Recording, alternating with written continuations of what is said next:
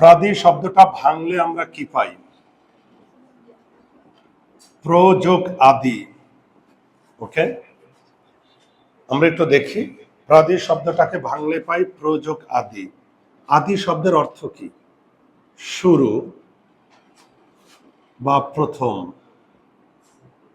ওকে, তাহলে দেখো, আদি শব্দের অর্থ শুরু বা প্রথম। এই অনুযায়ী অনেকেই সংজ্ঞা দেয় যে প্রযোগ শব্দ সমান প্রাদি সমাস, এরকম সংজ্ঞা দেয়। মানে শব্দের আগে যদি প্র থাকে তাহলে ওইটা নাকি প্রাদি সমাস। কারণ শব্দটা বিশ্লেষণ করলে এরকমই হয়। শব্দের পূর্বে, এই যে দেখো, শব্দের শুরুতে বা প্রথমে যদি প্র থাকে ওইটা প্রাদি সমাস, এরকম কেউ কেউ বলে দেয়। আসলে এতটা সহজ না। শব্দের শুরুতে প্র থাকলেই প্রাদি সমাস হবে না। তাহলে আমি কয়েকটা উদাহরণ দিই, দেখো তো। প্রশান্তি, প্র আছে শব্দের। আবার দেখো, আমি যদি বলি প্রহার, এটার আগেও প্র আছে। দেখো, আমার কাজ হচ্ছে যেগুলোতে কন্ট্রাডিকশন আছে সেগুলো নিয়ে আমার আলোচনা। ওকে, আর আমার গর্বটা হচ্ছে এই জায়গায়, কারণ আমি বাংলাদেশের মেধাবী শিক্ষার্থীদের সামনে আমি কথা বলি। তোমরা চাইলে আমাকে প্রশ্ন করতে পারবা, তোমাদের কাছ থেকেও আমার শেখার আছে। সাধারণত অনলাইন যে শুধু ভিডিও আপলোড করায় সেখানে এই সুবিধাটা নাই। কমেন্টের উত্তর দিলে দিলাম, না দিলে না দিলাম। কিন্তু আমার এটা তো ক্লাসরুম না অফলাইন ক্লাস। তোমরা আমাকে প্রশ্ন করবে না বুঝলে। তো এখানে একটু দেখো তো, প্রশান্তি, খেয়াল করো, প্রশান্তি শব্দটা ভাঙলে আমরা কি পাই? প্রযোগ শান্তি। এটাকে ভাঙলে কি পাই? প্রযোগ হার। দেখো তো, দুইটার প্রথমেই প্র আছে। যারা বলে যে শব্দের আগে প্র থাকলেই প্রাদি সমাস হবে, এই সস্তা নিয়ম বাদ দাও। দুইটা শব্দের প্রথমেই প্র আছে, কিন্তু দুইটাই প্রাদি সমাস নয়। এখন আমি বুঝবো কিভাবে কোনটা প্রাদি সমাস আর কোনটা প্রাদি সমাস নয়? আবার পাবলিক ইউনিভার্সিটিতে অ্যাডমিশন দেয়, যেহেতু অবজেক্টিভ, কোনটা প্রাদি সমাস নয় সবগুলোর আগে প্র দিয়ে দেয়। যেমন আমি আরো দুইটা শব্দ দিই, প্রশাসন,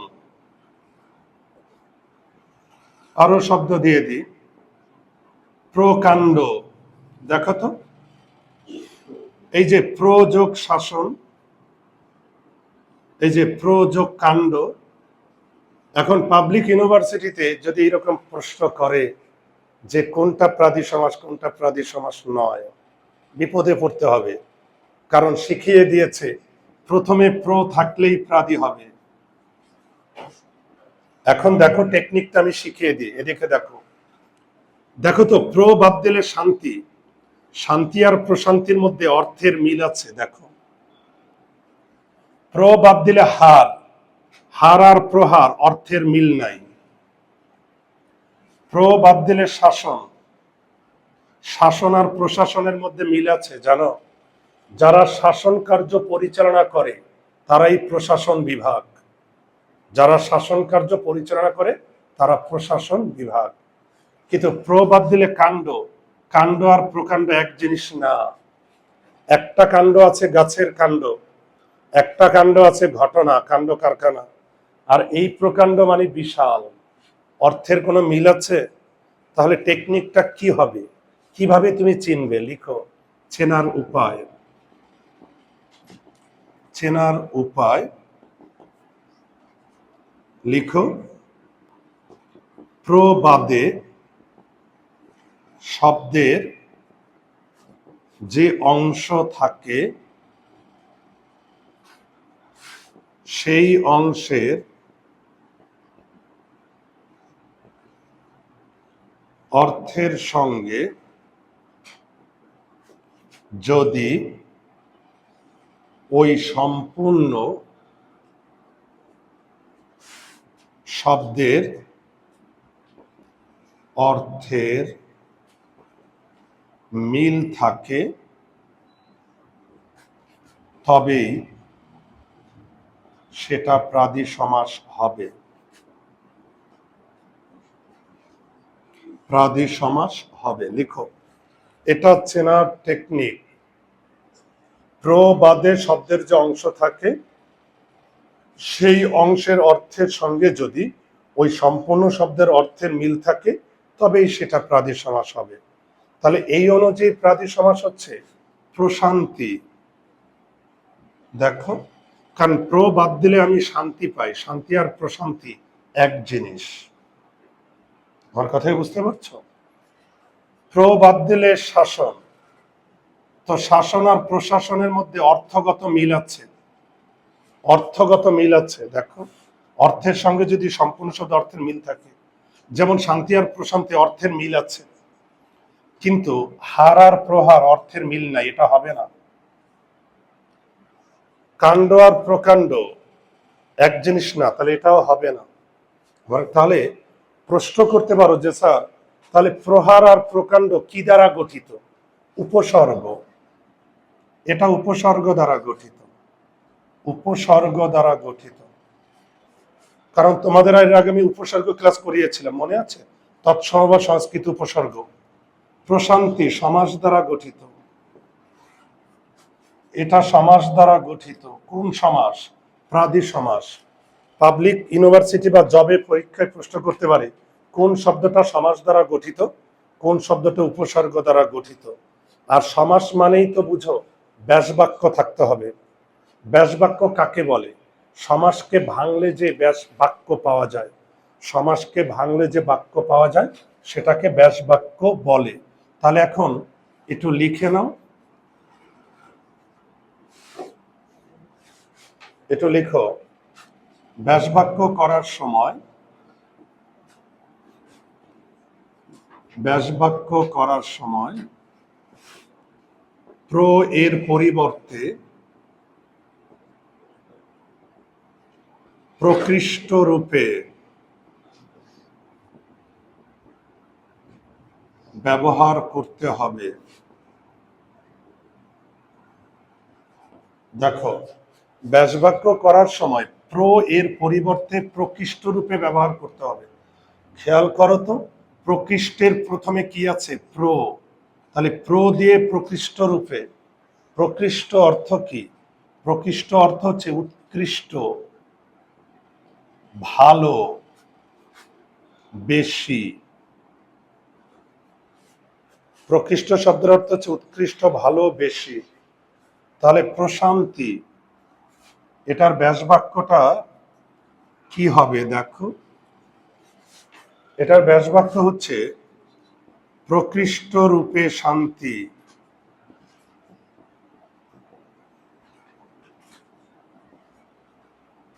বোঝা গেল? প্রশাসন, এটার ব্যাস বাক্য হচ্ছে প্রকৃষ্ট রূপে শাসন।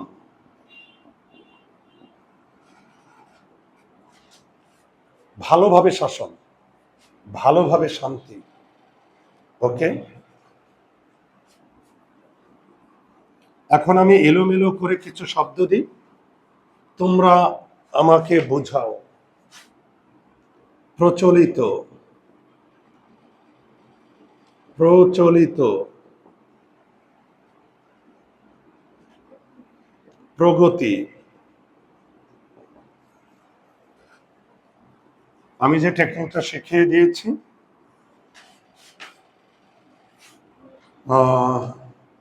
প্রযুক্তি, কথা নয়, প্রযুক্তি।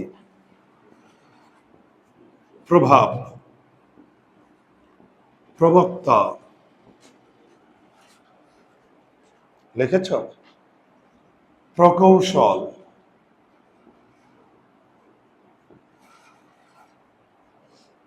দেখো এখানেও কিছু কিছু দিই।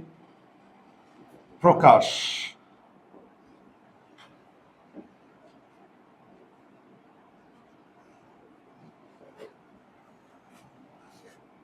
লিখো।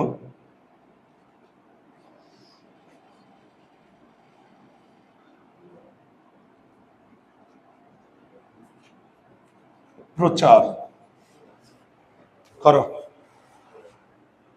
প্রকাশ প্রচার করো তো। কোনটা প্রাদি সমাস আর কোনটা প্রাদি সমাস না চেষ্টা করো। আর ব্যাস বাক্য করার সময় ব্যাস বাক্যটা খুব সহজ।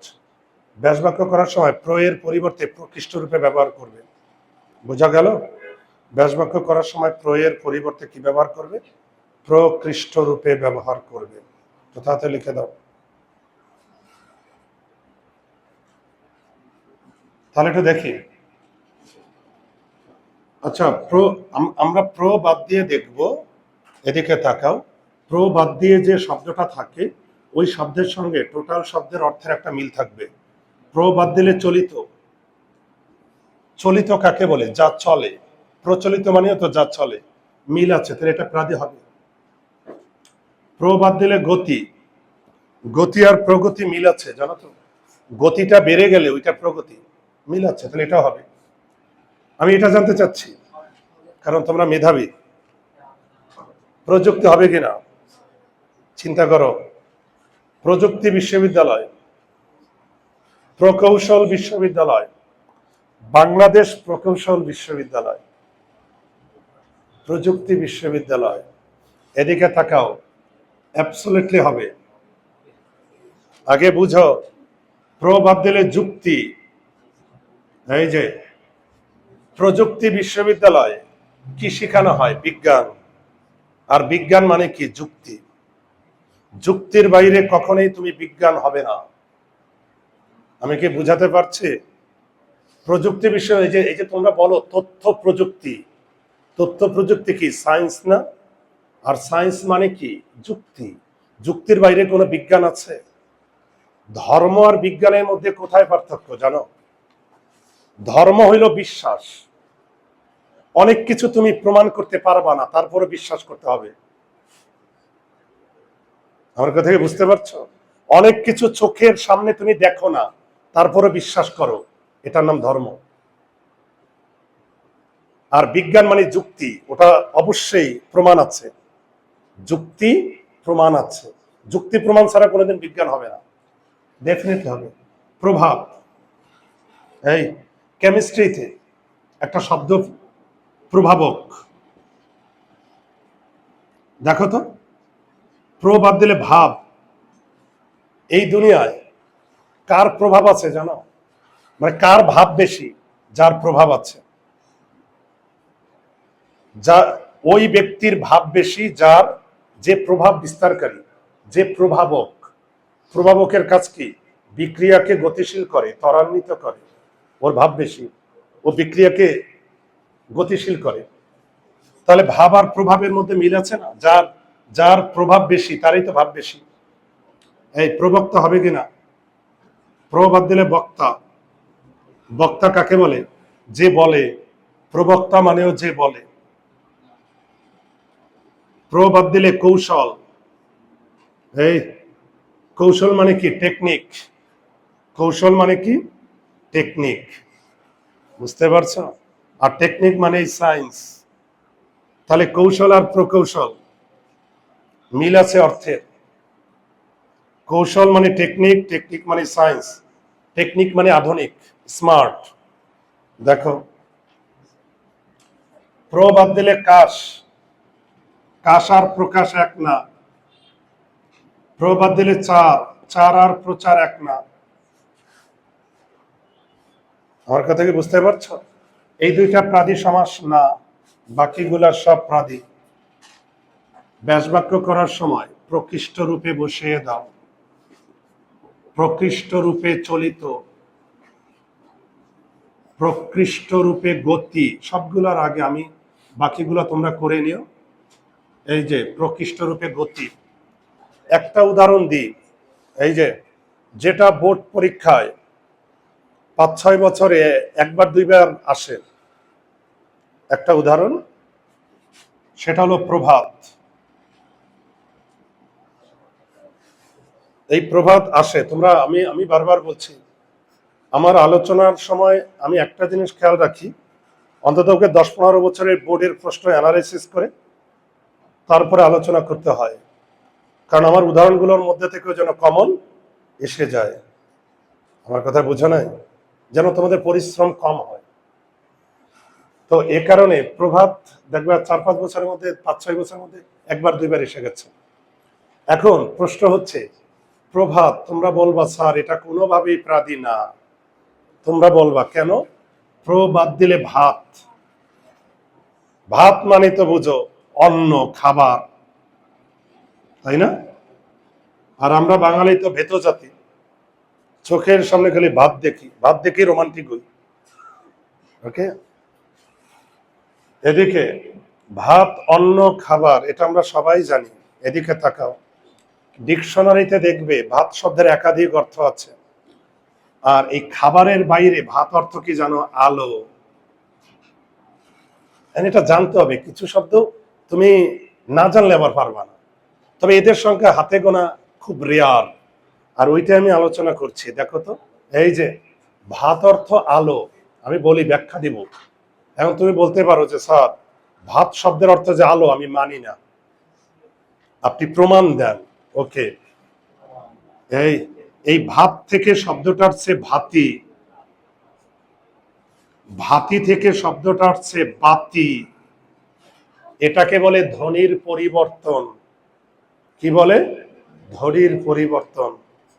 কেউ বলে ম্যাগজিন, কেউ বলে ম্যাগাজিন।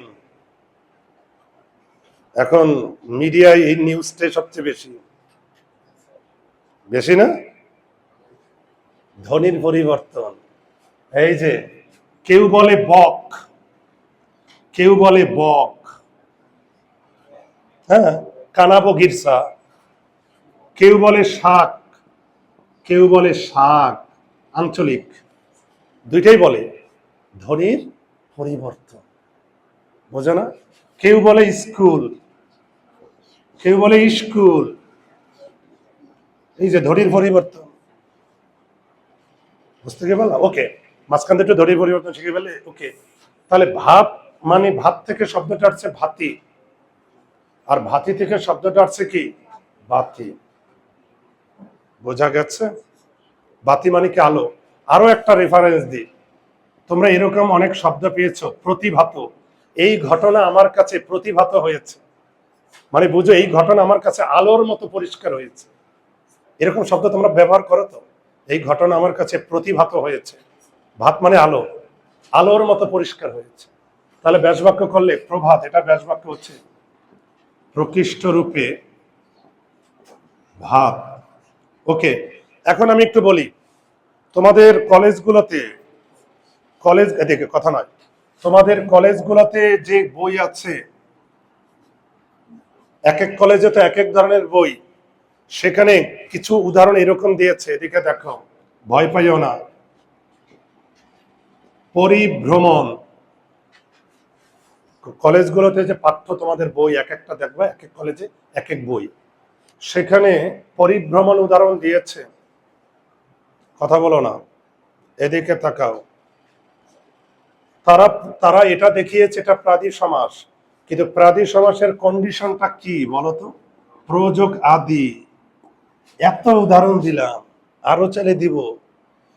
প্রাদি সমাসের প্রথমে প্র থাকে, এখানে তো প্র নাই, তারপরও এটাকে আমি জায়েজ কইরা দিতেছি। ওই যারা যারা দিয়েছে, পরিবাদ দিলে কি? ভ্রমণ। ভ্রমণ আর পরিভ্রমণের মধ্যে অর্থের মিল আছে না? অর্থের মিল আছে, এই অনুযায়ী তারা কি দিয়েছে? প্রাদি সমাস দিয়েছে। কিন্তু প্রাদি সমাসের কন্ডিশনে তো প্রথমে প্র থাকবে। তারপর আমরা এটাকেও আমরা ব্যাখ্যা দিলাম যে প্রথম অংশ বাদ দিলে, এই যে দেখো, প্রথম অংশ বাদ দিলে বাকি অংশটার সঙ্গে মিল থাকে, তাই না? তাহলে পরি বাদ দিলে ভ্রমণ আর পরিভ্রমণ মিল আছে। ব্যাস বাক্য কি করবে? লিখো, চতুর্দিকে ভ্রমণ, চতুর্দিকে ভ্রমণ। একটু লিখে নাও, লিখেছ? আর একটা উদাহরণ দিয়েছে আমি, কারণ আমি চাই, কারণ এদিকে অনুতাপ, এটাও দিয়েছে তোমাদের প্রাদি সমাসের মধ্যে।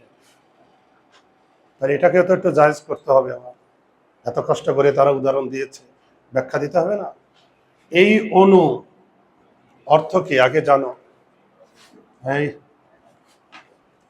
অনু শব্দের দুইটা অর্থ আছে, লিখো। পূর্বে, আর একটা হচ্ছে পরে। অনু শব্দ দুইটা অর্থে ব্যবহৃত হয়, একটা পূর্বে আর একটা পরে। লিখেছ? এটা কিন্তু একটা এটা কিন্তু একটা উপসর্গ। এটা কি উপসর্গ? আমরা জানি উপসর্গের নিজস্ব সাধারণত কোনো অর্থ থাকে না, কিন্তু কোনো শব্দের সঙ্গে যদি যুক্ত হয় অনু, দুইটা অর্থ দাঁড় করাতে পারে। আমি কিন্তু বারবার বলছি, আমার ক্লাসে একাধিক টপিক থাকবে। অনুর নিজস্ব কোনো অর্থ নাই, কিন্তু কোনো শব্দের সঙ্গে যদি যুক্ত হয় দুইটা অর্থ হতে পারে। দেখো তো, পূর্বে কখন জানো? অনুশীলন। আর পরে কখন? অনুকরণ। এই অনুশীলন মানুষ আগে করে না পরে করে? আগে করে, প্র্যাকটিস আগে করে, এটা পূর্বে। আর অনুকরণ মানুষ কখন করে? পরে।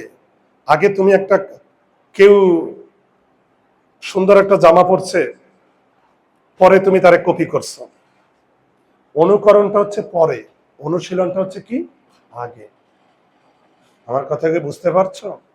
এখন এই অনুতাপ, তোমরা বলো তো, এদিকে তাকাও। অনুতাপ মানে কি? দুঃখ, অনুশোচনা। অনুতাপ মানুষ আগে করে না পরে করে? পরে। কোনো ঘটনা ঘইটা যাওয়ার পরে অনুতাপ করে, আহারে এটা আমার ভুল হয়েছে, আহারে কেন করলাম। বুঝতে, মানে পরীক্ষার হলে গেছো, মা বলছে বাবা তুই কিছু খেয়ে যা, খালি পেটে বের হচ্ছিস, হ্যাঁ লিখতে গেলে তো 3 ঘন্টা লিখবি, অনেক কষ্ট করতে হবে। মায়ের সঙ্গে ঝাড়ি মারছো যে না খাবো না, টেনশনে আছি।